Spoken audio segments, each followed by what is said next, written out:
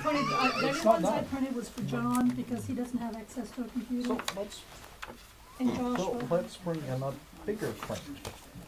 Then pull the minivan out. But everybody else went out. So, and- did you Pull the get other 2 or one 3 out. bottles And each? there- Let's No. pull out a bigger crate. As I said, I'm Are supposed they to, on back order? I'm That's supposed it. to be seeing her, I was supposed to see her on Monday, and I'm not gonna be able to see her on Monday. Yeah, because of the washer dryer, Pulling so, all the Let's cut these all down a couple inches. inches. here, John. Put this one. I think I have my copy of that on here somewhere. Well, you need to. Sorry.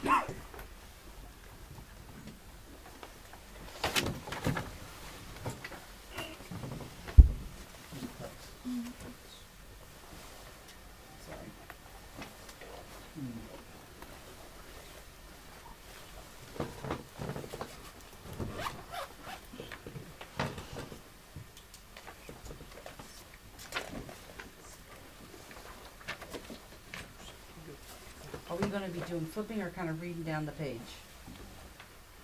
Reading down the page, right in front of the back. So I can take notes on here and keep going. Yeah, there's your copy. You Okay. can do whatever you want with it.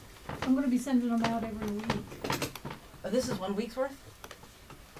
Okay. That's just tonight. Okay. Did you see my email that,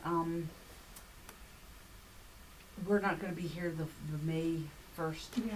So can we do extra long, or it doesn't work that way to be able to, you said you wanted to get 4 in. I mean, I am gonna get 4 in. I'll send it to you, but I'm still gonna go ahead and, Okay. and do that week. That way I'll have the 4 in. You gonna tape on the Zoom? Tape on this. I think Darlene's gonna start taping some. Yeah. So she'll have a copy, so maybe Okay. she can transfer, but she's memory stick. You can take it off the memory stick, right, Mike, and put, okay. So the week that you're not there, you know, Sure. she's gonna start filming, so she can, you know, she'll just give you the memory stick and you put it on there and listen to it. Filming or recording or both? I'm sorry? She's Filming? filming. Okay. You'll be filming, right, Yeah. Darlene? Uh-huh. Yeah, she'll be filming. Ready? Okay, Shabbat Shalom. Shabbat Shalom. Finally, after how many months? 3? 3 months, something like that. You know, last one I did, I broke an ankle. So we haven't done this since what, December. Yes, middle of December, I think. Yeah. So we are not on the schedule according to where we should be, but we're still gonna just pick it up where we left off. And we left off, we were looking at, the last one we had did was Sarah. So this week we move into Toldot, which is in Hebrew is generations. And I gave everybody copies, you know, so this would be easier for you guys to follow along, you know, with the readings. So we start with it's generations. It's Genesis 25:19 through 28:9, and Genesis 25:19 says, "And these are the generations, and generations is total in Hebrew, of Isaac, Abraham's son, and Abraham begot Isaac." Genesis 2:4 says, "These are the generations total of the heavens and the earth, when they were created in the day that the Lord God made the heavens and the earth." Now I printed that whole 2:4 in the Hebrew, so you can see it again. It's read from right to left because that's the way Hebrew's read. You're going to see one word that's underlined there. That's generations. That's total in Hebrew. Now that's the second word? Yes. Okay, make sure. And the TVLCVT, I put that in there so that's the Tav, the Vav, the Lamed. That's what those stand for, so you know what each one. You all should have your charts on the Hebrew letters. So if you lost it, Remind me of that. It's at home. Genesis 5:1. This is the book of generations, again told of Adam. In the day that God created man, in the likeness of God, he made him. Now, if you look at the first told that has TVLCVT, you look at the second one, it's missing what? It's missing a letter in Hebrew. This is why it's so important to understand Hebrew and to know Hebrew, because when you look at this, you don't see it in the English. It's not picked up in the English language. You just see generations, and you think that's generations is generations. But when you look at it in the Hebrew, we're missing a letter, okay? And what it's missing is the Vav. Now the Vav is missing in that, thing, and the Vav is a conjunction, and it combines things, and it's like a hook. And this Vav you're going to see all throughout the Torah portions and all throughout the Old Testament, and the Vav connects everything. It's in Hebrew, it's symbolic of a nail. And this, when we get into the tabernacle, you're going to see the Vav a lot and the planks that held the tabernacle, together. Because without the Vav sticking in there, the nail, the thing would fall over. So you'll see it. Man, of course, he's going to be created on the 6th day. And the Vav is missing or misspelled all the way to get up to Ruth 4:18, where it's put back in. And I found that fascinating. When Adam fell, the conjunction or the connection, between God and man Disappeared. was broken. And it's not back in until you get into Ruth, into generations total, that the Vav's put back in. Now, why is it put back in? So let's look. Genesis 10:1 says, "These are the generations of the son of Noah, Shem, Ham, Japheth, and unto them the sons born after the flood." So we get into Ruth 4:18 and says, "These are the generations of Perez. Perez begot Haran, and Haran begot Abimadab, begot Nahshon, and Nahshon begot Solomon, and Solomon begot Boaz, and Boaz begot Obed. Obed begot Jesse, and Jesse begot David." Okay? Now, you all should know this. This should not be nothing new, but it's in a different format that you've seen before. If you go over into the New Covenant, New Testament, see the book of generations of Jesus Christ, the son of David, the son of Abraham. It would be David's line where the missing Vav is now going to be, replaced and put back in to produce the Messiah. Up to that point, it never would have been in there. See, we take all this stuff for granted. And so Matthew 1:16 says, "And Jacob begot Joseph, the husband of Mary, who was born Jesus, who is called the Christ." So are you saying back at Ruth 4:18, the generations there, if you were to put it out in Hebrew, it would have looked more like the first one? Right. Why did you put that in there? It would have been, they would have fixed it. It would have fixed because now the lineage is going to be restored to what it should have been.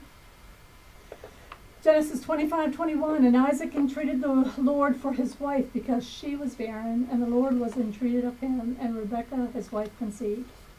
Genesis 25:23, "And the Lord said unto her, 2 nations are in thy womb, and the 2 of the people shall be separated from thy bowels. And the one people shall be stronger than the other people, and the elder shall serve the younger.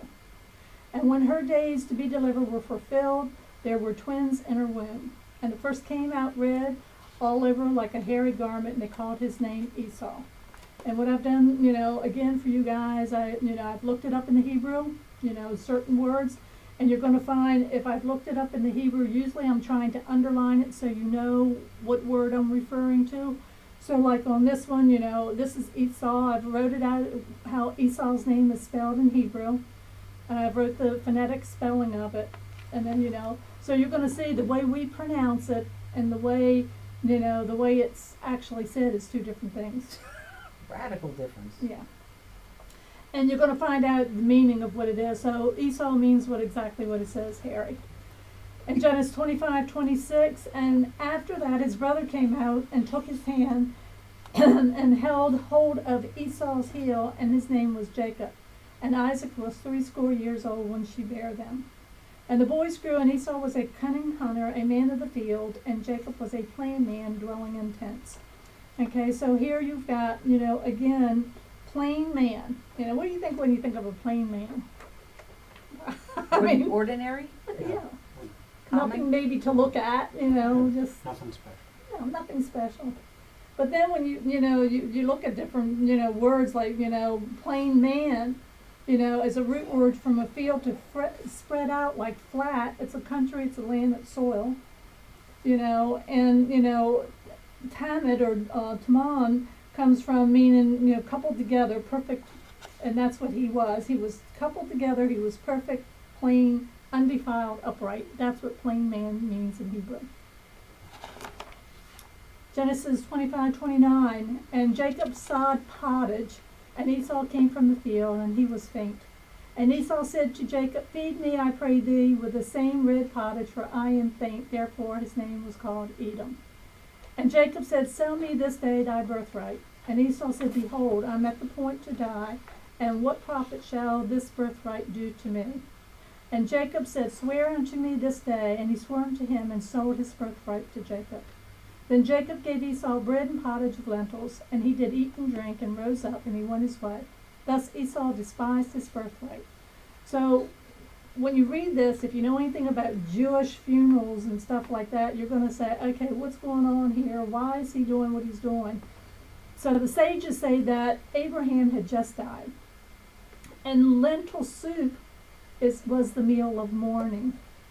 So that's why they did it. So why is Jacob cooking it? Jacob's going to cook it because the meal, he's not immediate family. If he was immediate family, like a mother, father, brother, sister, daughter, or spouse, he wouldn't be able to do it. But because he wasn't immediate family, he could cook it. That's what the sages said. So in Genesis 25:32, Esau said, behold, my coin have died. I think I double typed that. I did probably. Famine in the land, Genesis 26. There was a famine in the land besides the first famine that was in the days of Abraham. And Isaac went unto Abimelech, king of the Philistines, unto Gerar. Not this week, but next week. I started printing along with this. I started printing maps out for you. Oh, good. So, when you get the next, set, you're going to see because, when I was doing it today, I was looking at Haran. And for some reason, I thought, where is Haran? Jacob's going to go from Beersheba to Haran. Where did he go? I mean, is it going from Catonsville to Ellicott City? Where is this? Well, when I started researching, it was 550 miles. Can you imagine how long it took him to go 550 miles? So you're going to see it on the map next week because I printed that out. I didn't do it on these, but next week you'll see it. So Abimelech, it means Melech is father, or my father is king. He was the king of the Philistines. So when there's a famine in the land, one of the biggest things with a famine is what? It lacks water. Okay? But you find in Genesis 26:12-15, we find that in the time of famine, there was 100-fold blessing. So there's always, even there's a famine, there's always going to be a blessing going on. And hunger, means famished. They're just hungry. It said, and the Lord appeared unto him and said, go not down into Egypt, dwell in the land which I shall tell thee. So he's telling them, to go. He appeared to them. He said just, to figure out, to discern, to gaze, to look, to see, how he appeared to them. And the Lord says, it says, don't go to Egypt. Sojourn in the land, and I will be with thee. I will bless thee unto thy seed. I will give these countries, and I will perform the oath which I swear unto Abraham thy father. And I will make thy seed to multiply as the stars of the heaven, and will give unto the seed all the countries. And in thy seed shall be the nations, and the earth be blessed. Sure is a lot of seeds going on in there. Yeah. And you're going to see that seed is still in Israel and Jerusalem today. We're going to pick that up next week too. You're going to see that. Genesis 26:5, because that Abraham obeyed my voice and kept my charge, my commandments, my statutes, and my laws. Okay, so here you see where God is first of all telling them, it's my. It's not ours. God is saying they're my commandments, they're my laws. They're his covenant promises. They're mine, they're God's, because Abraham obeyed his voice. I mean, how different should we be? We should be doing the same thing. We should say, okay, these are God's Torah. This is God's words. This is what he's saying. This is what he wants us to do. This is not, like keeping Sabbath, like keeping the feast. These are his feast, not ours. They're his. And so it says, Isaac dwelt in Gerar. Gerar is a rolling country. It's a Philistine city, and it means a lodging place. And it came to pass that when he had been there a long time, that Abimelech, king of the Philistines, looked at the window and saw, and behold, Isaac was sporting with Rebekah his wife. Now Abimelech, is the father of the king, in the name of 2 Philistine kings and 2 Israelites. And sporting, it means to laugh outright in merriment or scorn, to mock, to play, to make sport. So he was more or less mocking at, Rebekah and what she was doing outside. And Abimelech said, what is this that thou hast done to us? One of the people might lightly have lain with thy wife, and thou should have brought guiltless upon us. And Abimelech charged all his people, saying, He that touches this man or his wife shall surely be put to death. Then Isaac sowed in the land and received in the same year 100-fold, and the Lord blessed him. Remember I said, in a time of famine, there's always 100-fold blessing. There's your scripture reference, 26:12. 26:14, and he had possessions of flocks and possessions of herds, and a great store of servants, and the Philistines envied him. For all the wells which his father's servants had dug in the days of Abraham his father, the Philistines had stopped them and filled them with earth. And Abimelech said to Isaac, Go for us, and for art much mightier than we. And Isaac departed thence, pitched his tent in the valley of Gerar, and dwelt there. And Isaac digged again the wells of water which he had dug in the days of Abraham his father. For the Philistines had stopped them after the death of Abraham, and he called their names by the names by which his father had called them. So this is generational. This is generational, just like genealogy. We do genealogy today, it's done in the Bible. Same thing. And Isaac's servants dug in the valley and found there a well of spring water. And the herdsmen of Gerar did strive with Isaac's herdsmen, saying, The water is ours. And he called the name of the well Esek, because they strove with him. Now, Esek means contention. In other words, no, it's mine, and they were fighting, so there was great contention of where that is. And so they dig another well and strove for that also, and they call it Sinnah, and Sinnah means enmity. So now you got two wonderful wells with two names. And so 2 wells, we're coming up on the 3rd well. And he removed from hence and dug another well. This is the 3rd well. And for that they strove not, finally. And he called the name of it Rehoboth, meaning room spaciousness. It's used to express comfort and security. And he said, For now the Lord has made room for us, and we shall be fruitful in the land. And he went from thence to Beersheba. After digging 3 wells, he ends up Beersheba, which means well of the 7-fold oath. Now, Beersheba is all the way down almost to the Gaza Strip, to give you some idea. You'll see that next week on the map. And Isaac said unto them, Wherefore come ye me, seeing ye hate me, and have sent me away from you? And they where said, are you at? I'm sorry, Which one are you? Genesis 26:27. Okay. Genesis 28, and he said, We saw certainly that the Lord was with thee, and we said, Let there be now an oath betwixt us, even betwixt us and thee, and let us make a covenant with thee, that thou wilt do no hurt, and that we have touched thee, as we have done unto thee nothing but good, and we have sent thee away in peace, and now thou art blessed of the Lord. And they rose up betimes in the morning, and swore to one another, and Isaac sent them away, and they departed from him in peace. 32 said, And it came to pass on the same day that Isaac's servant came, he told them concerning the well that they had dug, and he said unto them, We have found water. And they called it Sheba, means better or good fortune. Therefore the name of the city is Beersheba unto this day. And I have a girlfriend that's living in Beersheba. She made Aliyah from here, and she's living in Beersheba.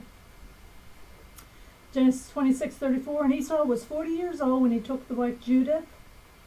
And her name means Jewess or praise, the daughter of Berai the Hittite, and Busmath means spice, the daughter of Elon the Hittite. Both of the women would be spiritual rebellion to Isaac and Rebekah.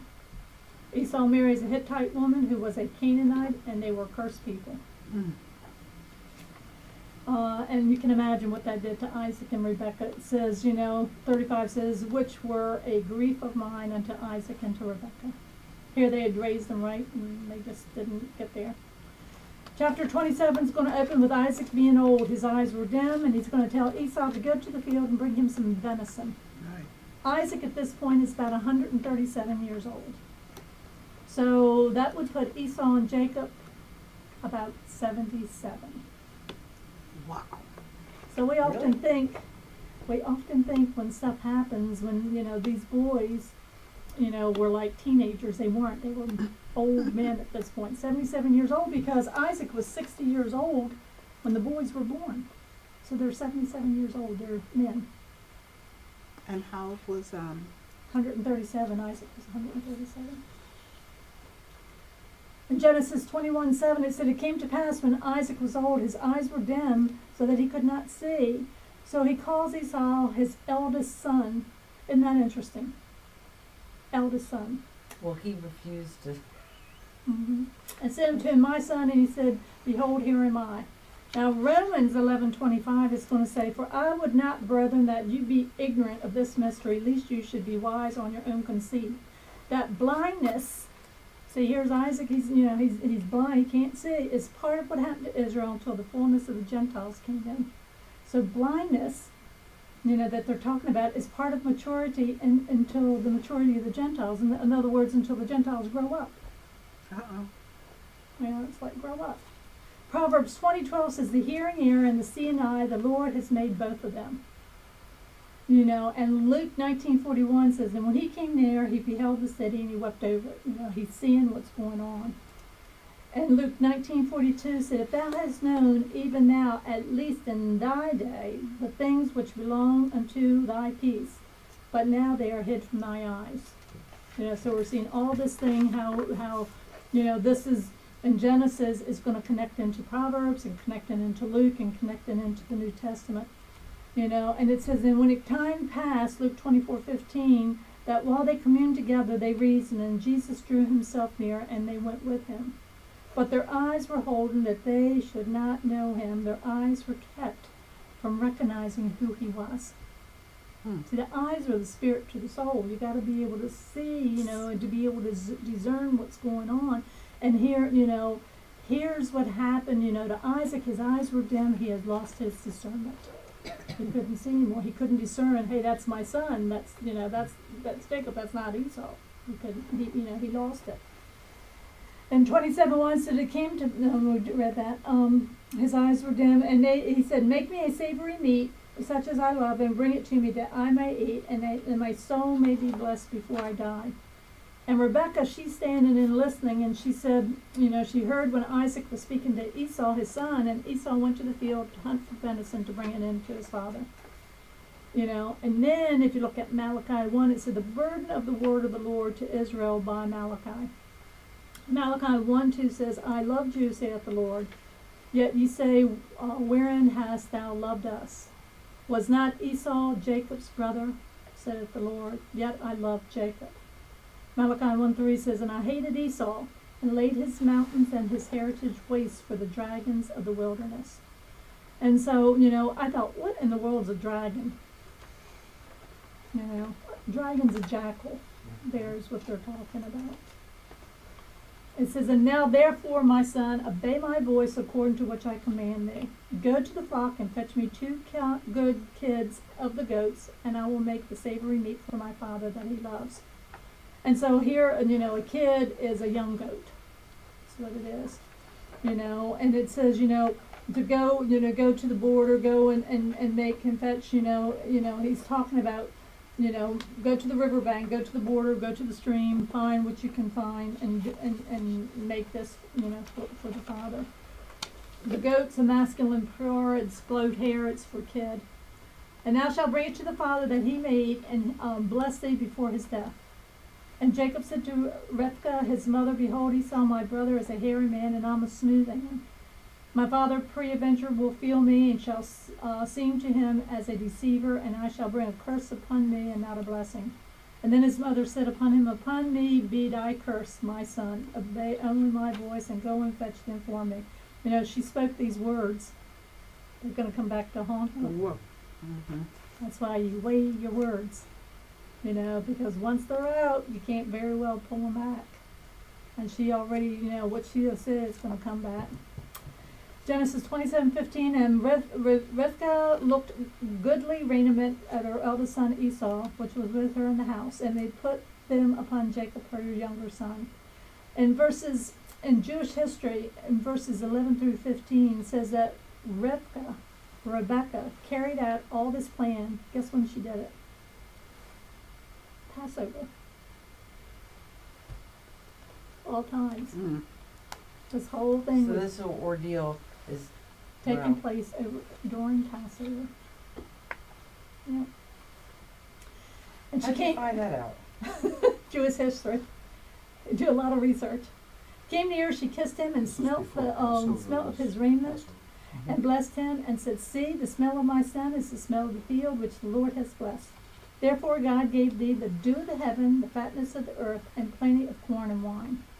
Now, the dew of heaven, you know, they're talking about shemen, and it says especially liquid, it's olive oil, richness, fattening oil. Dew of heaven is also symbolic of the resurrection, just to let you know. Let thy people serve thee, and the nations bow down to thee. The Lord over thy brethren, and let thy mother's sons bow down to thee. Cursed be every one that cursed thee, and bless him that blessed thee. In Hebrews 11:20 it says, by faith Isaac blessed Jacob and Esau concerning things to come. Isn't that interesting? Prophetically, current things come. So Genesis 27 through 29 is an end time event. So we just think it's all New Testament and all the stuff's in the New Testament, but here's an example. Genesis 27 through 29. And in Hebrews 11:20 is even more of a prophecy because it says concerning the things to come. Again, the dew of heaven is going to equate to the resurrection of the dead. Isaiah 26:19 says, the dead men shall live, together with my dead body shall they arise. Awake and sing ye, and dwell in the dust. For the dew is as the dew of the herbs, and the earth shall cast out its dead. Song of Solomon said, I sleep, but my heart waketh. So here, if you ever do a study on Song of Solomon, she's at the point of death, but she still has a heartbeat. You know, and that also deals with the resurrection. This is another scripture in Dan 12:2, Daniel. You know, the resurrection. It says, and many of them that sleep in the dust of the earth shall awake, some to everlasting life, and some to shame and everlasting contempt. Song of Solomon 5:2b says, it is the voice of my beloved that knocketh, saying, open up to me, my sister, my love, my dove, my undefiled, for the head is filled with dew, and my locks with the drops of the night. Psalm 23:5 says, thou preparest a table before me in the presence of my enemies, and anoints my head with oil, and my cup runneth over. And so Isaac called Jacob, blessed him, and charged him, and said unto him, thou shalt take a wife of the daughters of the Canaan. Shall not take a wife of the daughters of Canaan. Arise and go to Panaram, to the house of Bethuel, the mother's father, and take thee a wife from thence of the daughters of Laban thy mother's brother. And Jacob obeyed his father and his mother, and went to Panaram. And Esau saw that the daughters of Canaan pleased not Isaac his father. And when Esau went Esau unto Ishmael, and took the wives which he had, Mathalah, the daughter of Ishmael's Abraham's son, the sister of Naboth, to be his wife. So his wife, Mahalath, means sickness. She's the name of an Israelite, you know. She also means stringed instrument. Naboth, you know, it means fruitfulness, you know, and it's a country settled by him. And the people descended from the Nicotians, you know, the capital city of Petra. For you that have never, you know, been over that way before, that's where they're going to come from. Now I've incorporated into this part too, because remember, you know, that when you do Torah, you have the half Torahs and the Torahs, and remember during the Babylonian captivity, they didn't have the Torah per se, so they had half Torahs, which ties into the Torah portion. I did one little page here on the half Torahs, because I don't think I'm going to be able to do them every week, but anyway, I did it this week. Malachi 1:2, it's, you know... Where are you?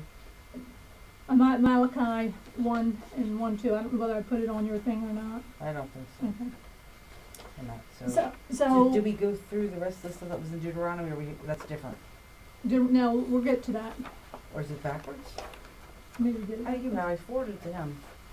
Am I missing a page? No, you're not. Where is it? I'm back there. Okay. So Malachi 1 and 2 is after Nebuchadnezzar destroyed the temple around 44 BC, or about 100 years after the Babylonian captivity. At this point, most people never saw or knew about the temple.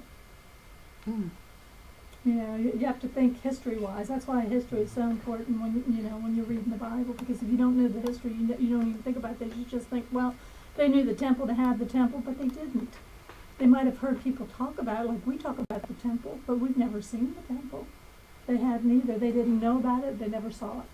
So Malachi comes back again, and he said, you offer polluted bread on my altar. And he says, wherein have we polluted thee? It is said that the table of the Lord is contemptible. Malachi 1:8 says, and you offer wine for sacrifice, is it not evil? And if you offer the lame and sick, is that not evil? Offer it now unto thy governor. Will he be pleased with thee, or accept thy person, saith the host, Lord of hosts. So here you see in verse 7 that polluted bread was offered on the altar, which was compared to the dinner table, with God as the guest. That's what they were doing. The priest had a bad attitude, and their actions that they did spoke volumes. It's like us today. Do you want religion or do you want a relationship? That's what it boils down to. And there's a lot of people out there that just want a religion. They don't want a relationship, because a relationship is work. It's work just even to have a relationship today. If you have a friend, you're not going to have a friend if you never call them, if you never hear from them. And that's what it is. That's what the same thing that's happening here. So in Malachi 1:11 it says, for the rising of the sun and to the going down the same, my name shall be great among the Gentiles. And in every place incense shall be offered unto my name, and a pure offering for my name shall be great among the heathen, said the Lord of hosts. But you have profaned it, in that ye say that the table of the Lord is polluted, and the fruit thereof, even the meat, is contemptible. So it says, and now, O priests, this commandment is for you. If you will not hear, and if you will not lay it to heart, to give glory unto my name, saith the Lord of hosts, then I will send a curse upon you, and I will curse your blessings. Yea, I have cursed them already, because you do not lay it to heart. So that's where we go back to Deuteronomy. It's 32:1. It says, give ear, O heavens, and I will speak. O hear, O earth, the words of my mouth. My doctrine shall drop as the rain, my speech shall distill as the dew, and the small rain upon the tender herb, and the showers of the grass. Because I will publish the name of the Lord, ascribe ye greatness unto our God. He is the rock, his work is perfect in all the ways, or judgment. A God of truth, without iniquity, just and right is he. They have corrupted themselves. Their spot is not the spot of his children. They are perverse and a crooked generation. This is Deuteronomy. Sounds like today, doesn't it? Yes. Yeah. Deuteronomy 32:6 says, do ye thus request the Lord, O foolish people and unwise? It is not he thy father that has brought thee. Hath he not made thee and established thee? So, in this thing, I think I printed on the last page for you guys a great big thing like this. Yes. Okay. That's a large, where that lightning bolt's pointing down to is a large hay in Hebrew. And the hay, it is not just a prefix, it defines the article the. Just like when you get into reading in Hebrew, when we read sentences, you say, it is, they don't have, it is not a word in Hebrew. And some of the words will take it and define it, and they'll say, so if this is put in front of a word, it'll go back and say, okay, this means the. And that's what they say in the letter hay is the beginning of a word. It can be treated as a separate word or a separate spaced. So the hay, it's saying that it's against the Jewish people, and the people are so ungrateful to God, that, he had generously gifted us, with the book, with the Torah, not for his sake, but for the sake of our own self-improvement. This is what the sages say. They taught that the Torah was given to purify the people. And the large hay is referred to the 5 books of the Torah, and it has the gematria, which is 5. So this hay also balances out the diminished hay, which is found, if you look at a diminished hay, is the little hay. And the large one is your big one. And so, when you read, this is going to be Deuteronomy 32:6 that you're looking at there. And so when you read it, you're going to find that the world was created with the letter hay. And so how do you know that? It's because, when they create it, it reads in Hebrew, with a hay, he created them. Mm-hmm. Okay, so these are the generations of heaven and earth. With hay, they created. Let's see. By the word the heavens were made, and by the host of them the breath of the house. So all the heaven was made by the breath of his nostrils, of his mouth. The hay has the sign of the exhale. It's like hay. So when God made Abraham, he changed the name of God made Adam, he changed the name. You know, he didn't change the name, he breathed life into him. Right. But when he did Abram, he changed his name to Abraham with a hay again. And he did the same thing when he gets to Sarah. You know, because it went from Sarah to Sarai. Or Sarai to Sarah. So that shows the created powers. So he formed, you know, he formed the Dalet, he formed the Yud. In other words, the Hay makes up 2 letters. You know, if you write Hay out, it makes up a Dalet and a Yud. You know, and they're, you know, if you put those together, the Dalet and the Yud, they form a door. So the doorway is to heaven, you know, is to God, is what it's saying. And the doorway is the way you go back to Teshuvah. Teshuvah in Hebrew means repentance. Okay? And the Yud in Hebrew means a hand. So it's our own will to transform ourselves, getting closer to God by pushing the door open. You know, so he's making a way. So the enlarged hay that you see in Deuteronomy 32:6 shows that God opened his hand, 5 fingers, to receive, you know, our repentance and to generously forgive us for what he's doing. And that's any place that I saw, you know, you see different things in the Hebrew, and I'll try to print them as I go along. But you miss this, and when you read the English, you're not able to see There's no it. way you know it. No. So unless you sit and look just like at the beginning, you know, with what we did at the first thing, you know, the first word that I showed you, you miss all this. Right. And to me, it's very frustrating because, you know, there's so much richness in it that we don't gather and we don't understand because we haven't looked at the Hebrew. So that's the portion I'm told old. So now, you know, when you're talking about generations, it's told old. Okay. So next week we'll go into the next one. Amen. Amen.